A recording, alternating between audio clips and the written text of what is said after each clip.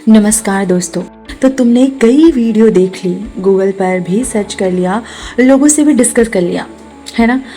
तो सच कहूँ तो तुम जितना मूव ऑन करने की कोशिश करोगे तुम कभी भी मूव ऑन नहीं कर पाओगे, क्योंकि जहाँ तुम्हें प्रेजेंट पर फोकस करना चाहिए वहाँ तुम बीते कल की बातों को, उन यादों को भुलाने की कोशिश में लगे हो। इसीलिए तुम्हारी कोशिश बेकार हो जाती है, क्योंकि एंड ऑफ द डे तुम्हारा फोकस उधर ही है। देखो, पहली बात तो मूव ऑन करने का मतलब किसी को भुला देना नहीं होता। उस इंसान की जुड़ी यादों, ख्याल बिल्कुल ही ना आए, ऐसा हो नहीं सकता। जो शख्स तुम्हारी जिंदगी का हिस्सा रह चुका है, जिसके साथ हमने इतना वक्त गुजारा है, जिसके साथ अच्छी बुरी यादें जुड़ी हो, उन यादों को तुम पूरी तरीके से भुला नहीं सकते, बल्कि उन यादों के साथ आगे बढ़ाने को ही मूव ऑन कहते हैं। मैं तुम्हारा दर्द समझ सकती हूँ, पर मैं झूठी तसल्ली नहीं देना चाहती कि ब्रेकअप के बाद जो इमोशनल पेन होता है उसे तो तुम्हें गुजरना ही पड़ेगा। अगर तुमने इमोशन से दूर भागोगे, उन्हें दबाने की, इग्नोर करने की कोशिश करोगे, तो वह बातें, वह ख्याल घूमते रहेंगे दिमाग में। शांति से उन थॉट्स को, इमोशंस को बाहर निकलने दो। इसीलिए अपने माइंड से लड़ो मत, माइंड मत करो। और पावरफुल है अपना माइंड, जो है ना वो पावरफुल है, उससे लड़कर आज तक कोई जीत नहीं पाया है। तो उन मेमोरीज को अपना कम, जो भी वो चीज़ें याद करते हैं उन्हें करने दो। आप जितना रो सकते हो उतना रो लो, जी भर के रो लो। इसीलिए क्योंकि आधी से ज़्यादा हीलिंग ना रोने की वजह से ही हो जाती है। दिल हल्का हो जाता है, लेकिन उसके बाद भी फिर से खुद को नॉर्मल करने की कोशिश खुद को जरूर करो। खुद को समझाओ कि थोड़ा वक्त जरूर लगेगा इस दर्द से उभरने में। जल्दी बाहर निकलने का सिर्फ यही तरीका है कि उससे, पेन से डील करो, पर लोग यही नहीं करना चाहते।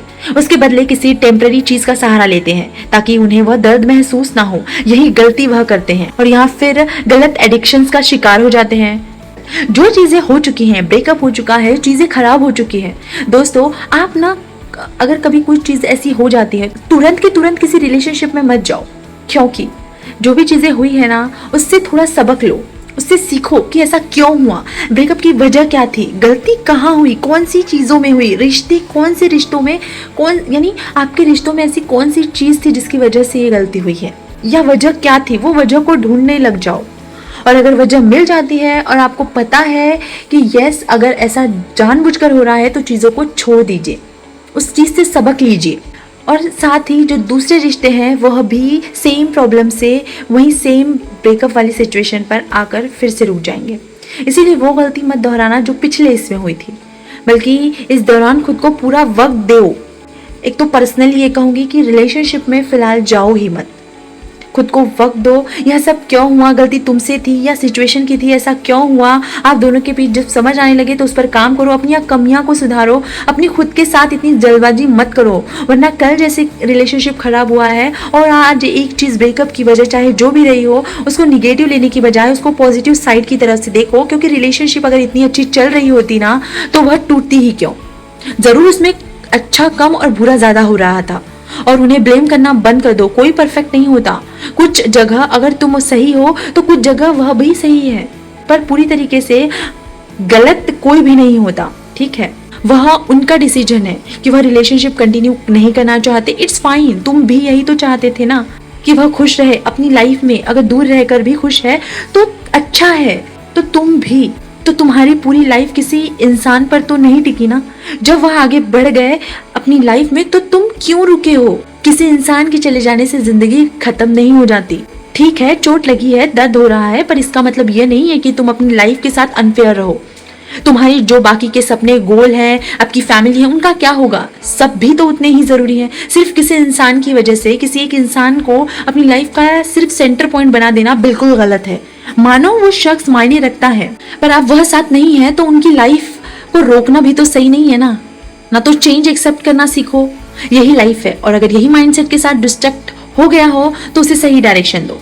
खुद से, अपने आप से प्रॉमिस करो, खुद पर फोकस लगाओ। हाँ, एकदम से नहीं होगा, लेकिन धीरे धीरे प्रैक्टिस के साथ जरूर होगा, क्योंकि माइंड को आदत हो गई है उसकी। इसीलिए हैबिट को तुम्हें बदलने में टाइम लगेगा, आदत को रिप्लेस करना पड़ेगा।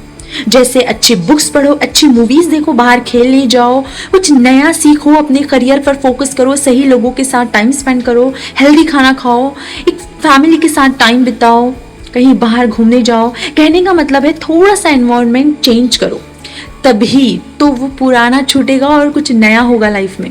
वरना कितना भी मोटिवेशनल देख लो यार, सब कुछ अगर तुम सीरियसली मूव ऑन करना चाहते हो तो लिटरली बदल जाएगा चीज़ें, और अगर नहीं तो अनटिल और तुम लड़ने के लिए रेडी ही नहीं हो, मूव ऑन करने के लिए रेडी ही नहीं हो, तो चीज़ें नहीं होंगी।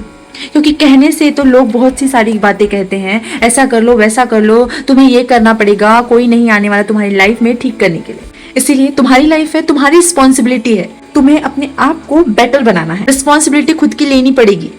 यूं सोचने से, इंतजार करने से वक्त जाया मत करो। लाइफ किसी के लिए नहीं रुकती है, इसीलिए मन को मजबूत करो, खुद को फिर से एक मौका दो, अपनी जिंदगी की नई शुरुआत करो, उन ख्याली दुनिया से बाहर आ जाओ। मुझे पता है यह बहुत आसान नहीं है, पर मुश्किल भी नहीं है।